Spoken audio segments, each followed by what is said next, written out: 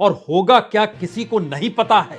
यह सवाल दिल्ली दरबार के लिए फिट बैठता नहीं है, क्योंकि दिल्ली दरबार की तो खासियत है हर किसी की फाइल उसके पास तैयार होती है।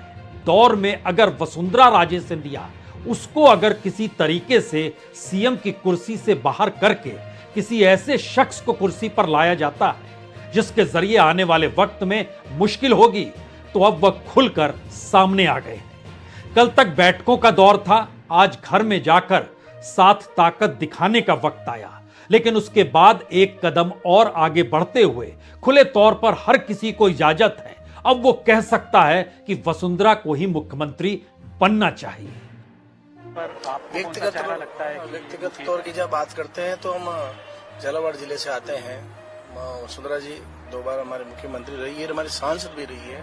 हम उनके सामने बैठे हुए हैं, उनके हर काम को हमने देखा है, उनसे ज्यादा नजदीकी है। तो मन की अगर बात करते हैं तो हम वसुंधरा जी की बात करेंगे। हमारे कुल मिला के आप सब लोग वसुंधरा जी के समर्थन में हैं? बिल्कुल बिल्कुल पूरे पार्टी के साथ हैं और पूरे एमएलए सब यही चाह रहे हैं। हम मोदी जी के साथ हैं, वसुंधरा जी यही चाह रहे हैं कि राजस्थान में वसुंधरा का चेहरा खिले। पूर्ण बहुमत की सरकार बनी है और भारतीय जनता पार्टी का ही सीएम बनेगा।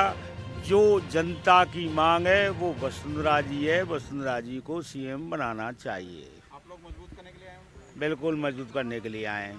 आज क्या कार्यक्रम? 115 में से कितने लोग हैं वसुंधरा जी? सब वसुंधरा जी के ही हैं। भारतीय जनता पार्टी है तो वो वसुंधरा जी भी भारतीय जनता पार्टी की राष्ट्रीय अध्यक्ष। सभी विधायक वसुंधरा के साथ हैं और सभी विधायक बीजेपी के हैं और वसुंधरा को मुख्यमंत्री बनना चाहिए। लब्बो-लुबाब यही है। लेकिन इस लब्बो-लुबाब का मतलब क्या है? क्या वाकई इतनी बड़ी ताकत में राजस्थान के बीजेपी के विधायक वसुंधरा के पीछे आकर खड़े हो चले हैं, जहां पर संदेश बहुत साफ दिल्ली तक पहुंच जाए कि इन्हें मुख्यमंत्री बनाना होगा? राजस्थान के भीतर 115 एमएलए हैं। उन 115 एमएलए के भीतर पिछले 7 दिनों में जिन एमएलएज ने वसुंधरा के साथ मुलाकात की, उनकी कुल संख्या 42 है। 42 विधायक गाहे बगाहे उनसे मिलते रहे। जो अलग अलग मिले, जो गुटों में गए, सब ने मुलाकात की और सभी का कहना है कि मुख्यमंत्री उनकी निजी पसंद अगर कहेंगे तो निजी पसंद साफ तौर पर होनी चाहिए वसुंधरा राजे। हां, अगर दिल्ली हाईकमान कुछ कहता है तो इन 42 में से 14 कह रहे हैं ठीक है, हम संगठन की बात मानेंगे, वह तो सब कुछ है। लेकिन फिर एक अंतर निकल कर आता है कि इसके बाद किसी को चुनेंगे और आने वाले वक्त में जिसे भी मुख्यमंत्री बनाएंगे उसके जरिए क्या 25 लोकसभा की सीटों पर जीत की मुहर वो लगा सकता है? जो वहां पर एक नाम बार बार उभर कर रहा था जिसको अब खारिज कर दिया गया, वो बालकनाथ का नाम था और उनको लेकर, बाबा बालकनाथ को लेकर कहा गया एक बात तो ये कि वो ओबीसी हैं और चूंकि मध्य प्रदेश में भी किसी ओबीसी को बनाना है, आदिवासी छत्तीसगढ़ में बना चुके हैं पहली बार, और छत्तीसगढ़ में आदिवासी, मध्य प्रदेश में ओबीसी, तो राजस्थान में किस जाति से आएगा? क्या वो शाही परिवार से हो, ऊंची जाति का हो, कहां से आए वो? अब उस दिशा में बहस चल पड़ी है। बाबा बालकनाथ ओबीसी हैं तो नहीं बन सकते हैं, क्योंकि मध्य प्रदेश में या तो शिवराज सिंह चौहान या फिर प्रहलाद सिंह पटेल नाम लीजिएगा तो फिर ओबीसी में फंस जाइएगा। दूसरा है कि अनुभव नहीं है राजनीतिक तौर पर बाबा बालकनाथ में इतना ज्यादा कि लोकसभा चुनाव में वो 25 की 25 सीट जिताने का दावा बता दें कि हां हम जिता देंगे। और साथ ही योगी आदित्यनाथ इससे पहले उत्तर प्रदेश में हैं, दोनों एक संप्रदाय विशेष से आते हैं, गेरुआ वस्त्र दोनों पहनते हैं, तो क्या ये हिंदुत्व की राह में बढ़ते हुए कदम है? जो संदेश फिर पूरा ठीक नहीं जाएगा। सबको साथ लेना है, सबका विकास करना है, मैसेज यही दिया जा रहा है लोकसभा चुनाव के मद्देनजर, तो फिर सवाल अटक गया। शायद इसीलिए वसुंधरा भी अब इस बात को समझ गई है कि इनके गले की फांस वसुंधरा नहीं बल्कि 2024 में 25 लोकसभा सीटों पर जीत हासिल करना है। और यहीं पर मामला फंसा हुआ है और उसको आज संतुष्टि भरे भाव में छत्तीसगढ़ से यह बात खुले तौर पर तब निकल कर आई जब विष्णुदेव साय को वहां के मुख्यमंत्री के लिए ऐलान किया गया। विष्णुदेव साय ट्राइबल हैं, विष्णुदेव साय सरगुजा के इलाके के हैं, जो कि उत्तर छत्तीसगढ़ का इलाका, और याद कीजिए यहीं से टीएस सिंहदेव आते थे। और ये जो उत्तर छत्तीसगढ़ का इलाका है जहां पर तकरीबन 14 सीट है, 14 की 14 सीट इस बार बीजेपी ने जीती। 2018 में 14 की 14 सीट बीजेपी हारी थी, कांग्रेस जीती थी। उस वक्त वहां की अगुवाई टीएस सिंहदेव कर रहे थे। टीएस सिंहदेव को इसीलिए कहा गया था आपको आधे टर्म के बाद मुख्यमंत्री बना देंगे, लेकिन भूपेश बघेल के खेल में वह मुख्यमंत्री नहीं बन पाए और इस बार वह चुनाव भी हार गए। तो यह बात तो बहुत साफ तौर पर हो गई कि दिल्ली उसे चुनती है जो चुनाव जिता सके। और इस वक्त तो कहीं ज्यादा तरीके से शिवराज सिंह चौहान और वसुंधरा राजे दोनों अपने पत्ते चल रहे हैं और उनका बहुत साफ कहना है आप तो उसी दिशा में बढ़ते हैं जो आपको चुनाव जिता सकता है। क्योंकि ध्यान दीजिए, हेमंत बिस्वा असम के मुख्यमंत्री कहां से आए? वो कांग्रेस से निकल कर आए। महाराष्ट्र के मुख्यमंत्री एकनाथ शिंदे कहां से निकल कर आए? शिवसेना से निकल कर आए।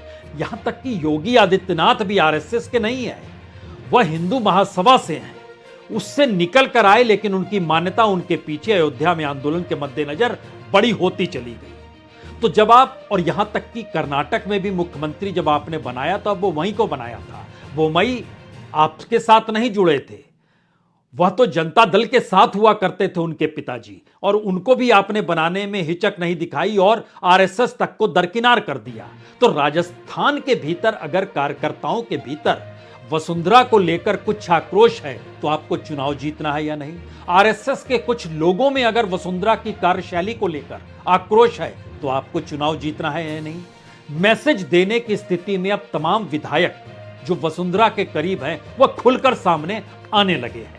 मैसेज दिल्ली जाने लगा है और वहां पर चुनाव कब होगा, कब विधायक दल बैठेगी, इसकी तारीख अब मंगलवार को हो गई है, यानी कल सिर्फ मध्य प्रदेश में होगा। राजस्थान में गहलोत की सक्रियता बहुत कहानी कहने लगी है और गहलोत की सक्रियता और वहां पर वसुंधरा राजे सिंधिया इस बात का एहसास के साथ खड़ी है कि सिंधिया परिवार के भीतर, और अब ज्योतिरादित्य सिंधिया भी तो मध्य प्रदेश में आकर घुस चुके हैं, बीजेपी में आ चुके हैं, वो कांग्रेस के साथ तो नहीं है।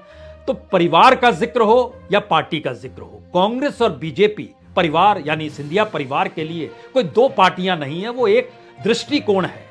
परिवार बड़ा है और परिवार के मातहत राजनीति को अपने हाथ में लेना है, ताकत हमको चाहिए। शाही परिवार का ये अंदाज आपको दिया कुमारी में भी दिखाई देने लगा होगा। ताकत के बगैर राजा रहता नहीं है, तो इसी तरीके से रानी और महारानी भी नहीं रहती है, उन्हें भी ताकत चाहिए, क्योंकि वह सोच उनके साथ उनके सांस्कृतिक, सामाजिक और राजनीतिक जीवन में भी आकर ढल चुकी है। अब यहां से 3 संदेश दिल्ली के लिए निकलते हैं जो सबसे महत्वपूर्ण हो चले हैं। पहला संदेश, क्या राजनीतिक तौर पर अपनी ताकत को दिखाकर दिल्ली की सत्ता यानी मोदी, शाह और नड्डा की तिकड़ी किसी को भी सीएम बना सकती है? एक लाइन में जवाब है, वो चाहें तो किसी को भी बना सकती है। लेकिन इससे जुड़ा हुआ दूसरा सवाल है, क्या वो जिसे बनाएंगे भरोसा है कि इन दोनों जगहों पर, खास तौर से राजस्थान और मध्य प्रदेश में जो 29 और 25 सीटें हैं, यानी ध्यान दीजिए तो लगभग 54 सीटें हैं, इन 54 सीटों पर जीत हासिल अगर नहीं होगी तो मुश्किल होगी, तो क्या जिसे ये बनाएंगे वो जिता देगा? और अगर जिताएगा तो बगैर इनके जिता देगा? शिवराज सिंह चौहान और वसुंधरा के बगैर वो जिता सकता है? यह सवाल गले की फांस बन गया। फैसला तो ले सकते हैं, फाइल भी तैयार है, डरा भी सकते हैं, लेकिन जीत भी तो जरूरी है। और जीत में अगर खटपट चीजें आकर निकल गई तो फिर क्या होगा? और मुश्किल हालात के भीतर में अपनी जीत पुख्ता चाहिए। यह दिल्ली का संदेश बहुत साफ है। यह पहला संदेश है राजनीतिक तिकड़मों के आश्रय। दूसरा संदेश आरएसएस के जरिए है। आरएसएस मध्य प्रदेश को लेकर खास तौर पर बहुत संवेदनशील है।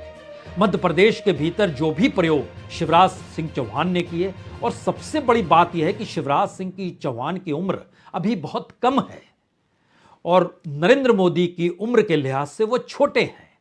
तो उस लिहाज से अगर परखें और उनके पास अनुभव को देखें तो दिल्ली जाकर वो क्या कर लेंगे? राज्यों के भीतर जो आरएसएस चाहती है विस्तार हो, जो हुआ है मध्य प्रदेश के भीतर, उनका तो आर्गुमेंट है कि आपको इसी तरह के नेताओं को दूसरे राज्यों में भी स्थापित करना है, जो हरियाणा में उस तरीके से नहीं हो पाया।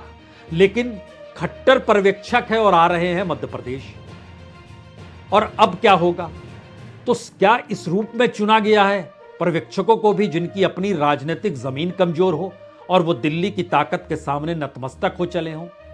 यह सवाल है। या उनका कद भी देखा गया, जैसे राजस्थान को लेकर राजनाथ सिंह का कद देखा गया, परखा गया और उन्हें भेजा गया कि उनकी बात को कोई टालेगा नहीं। लेकिन सवाल दूसरा यह भी उठा कि उनकी अपनी बात जब उत्तर प्रदेश में राजपूत समाज के भीतर नहीं जम पाई और उत्तर प्रदेश की सियासत में उत्तराखंड से आए योगी आदित्यनाथ ने समूचे राजपूत समाज को अपने दायरे में ले लिया और राजनाथ सिंह सिर्फ देखते रह गए, तो इस सियासत का क्या मतलब है? यह छत्रप या फिर क्षेत्रीय तौर पर जिन्होंने अपनी राजनीतिक ताकत को बीजेपी में रहकर बढ़ाया और बीजेपी को भी आगे बढ़ाया, क्योंकि बीजेपी के भीतर कांग्रेस सरीखा सवाल नहीं संभव है जहां आप ये कह दें कि हां देखिए असम का मुख्यमंत्री कौन है, महाराष्ट्र का मुख्यमंत्री कौन है। ये चीजें संभव अभी हो नहीं पा रही है।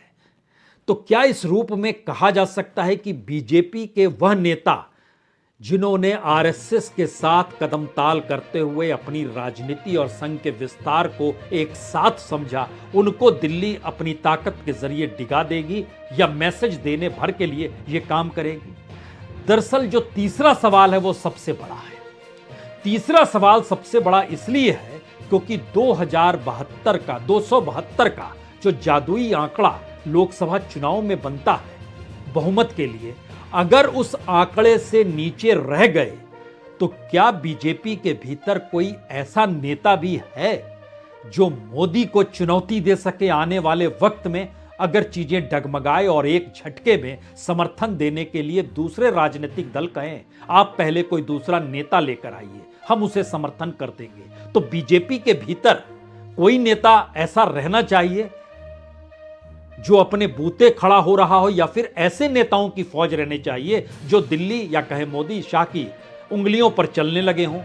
दिल्ली यही चाहती है कि 272 के आंकड़ों के मद्देनजर और लोकसभा चुनाव 2024 के मद्देनजर कोई नेता ऐसा दिखाई ना दे जो उनकी उंगलियों के इशारे पर ना चल रहा हो। वह विरोध करके, बगावत करके, अपने आप को मोबिलाइज करके विधायकों के जरिए या संघ को साथ लेकर आगे बढ़े, ऐसा होना नहीं चाहिए, क्योंकि यह फांस तो उत्तर प्रदेश में योगी आदित्यनाथ के जरिए नजर आ चुकी है। और यही तीसरा सवाल दिल्ली को डरा रहा है।